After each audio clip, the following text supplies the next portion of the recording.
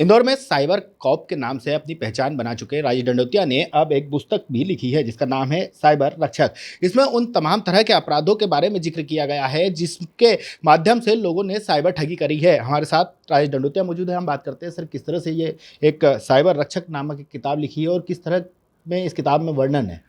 देखिए, इसमें लगातार विक्टिम से बात करके जिनके साथ ये धोखाधड़ी हुई है, जो साइबर फ्रॉड के शिकार हुए हैं, उन सभी लोगों के जो अनुभव थे, जिनके साथ किस तरह से ट्रैप लगा उनका, साइबर फ्रॉडस्टर ने उनको कैसे टारगेट किया, इन सारी बातों का इसमें समावेश किया जाकर इसको किस तरह से हमें बचाव करना है। इसमें जो क्रिमिनल्स पकड़े गए थे, अपराधियों को पकड़ने के बाद जो इंटरोगेशन हुआ था उनसे, इंटरोगेशन होने के बाद पूछताछ के बाद क्या कैसे वो मेंटली हैक करते हैं, कैसे साइकोलॉजिकल इम्पैक्ट डालते हैं, इन सभी बातों का इस पुस्तक में समावेश किया गया है।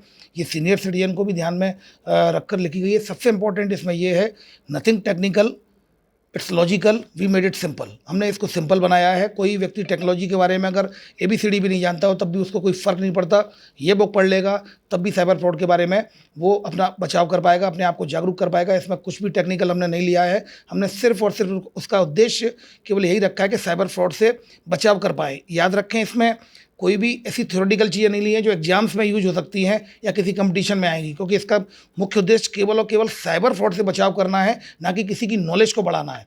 तो इम्पोर्टेंट ये है कि जागरूकता के लिए किताब लिखी गई है और कोशिश करेंगे कि हम अधिक से अधिक लोगों तक ये पहुंच पाए। सर मतलब इसमें तमाम तरह से लोगों से जो आरोपित है उनसे बात कर इस किताब को लिखा गया है। तो क्या उन्होंने बताया कहाँ किस तरह से उनको आइडिया आते हैं या इस तरह से कहाँ तक पहुंची पुलिस?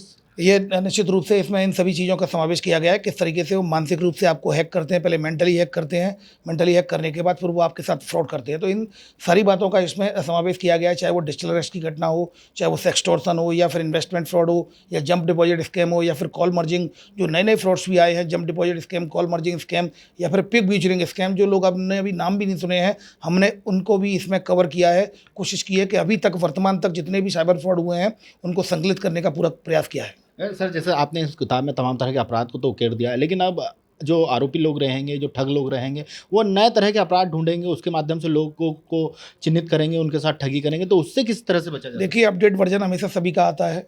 इस बुक का भी अपडेट वर्जन आएगा। जैसे जैसे क्राइम और आएंगे, नए तरीके आएंगे, तो इसका अपडेट वर्जन भी आएगा। अभी कहाँ मिलेगी ये बुक और किस तरह से लोगों तक अभी पहुँचेगी? ये फ्लिपकार्ट और अमेजन पर रहेगी। तो अभी एक दो दिन में फ्लिपकार्ट और अमेजन दोनों पे आ जाएगी। उसके बाद फिर इसकी सेल चालू हो जाएगी और हमें जो प्रॉफिट होगा इसका इसका कोई भी ₹1 भी अगर हमें मिलेगा तो हम इससे बुक्स और ख़रीद के ऐसे लोगों तक पहुंचाएंगे जो लोग इसको ख़रीद कर पढ़ नहीं सकते, तो उन तक निःशुल्क पहुंचाएंगे, लाइब्रेरी में पहुंचाएंगे। और हमारी पूरी इसमें कोशिश है, इसमें कुछ भी कमर्शियल नहीं है, सिर्फ और सिर्फ जागरूकता ही इसका उद्देश्य है। क्या थाने स्तर पे भी पहुँचाई जाएगी? क्योंकि कई बार फरियादी जब थाने पे लेके शिकायत जाता है तो उसको लौटा दिया जाता है। कभी क्राइम इस किताब को पढ़ने के बाद थाना प्रभारी या अन्य लोग उनकी शिकायतों का निराकरण करते हैं? निश्चित रूप से थाने सारे ऑफिसेज में जो हमें जो पुलिस के जो एनफोर्समेंट एजेंसी के ऑफिसेज हैं और सभी जगह इसको पहुंचाने का प्रयास किया जाएगा। ये थे हमारे साथ एडिशनल DCP राजेश दंडोतिया, जिनका साफ तौर पर कहना है कि इस किताब के माध्यम से लोगों को इंदौर में जागरूक किया जाएगा। इंदौर से TV9 भारत पर इसके लिए संदीप मिश्रा।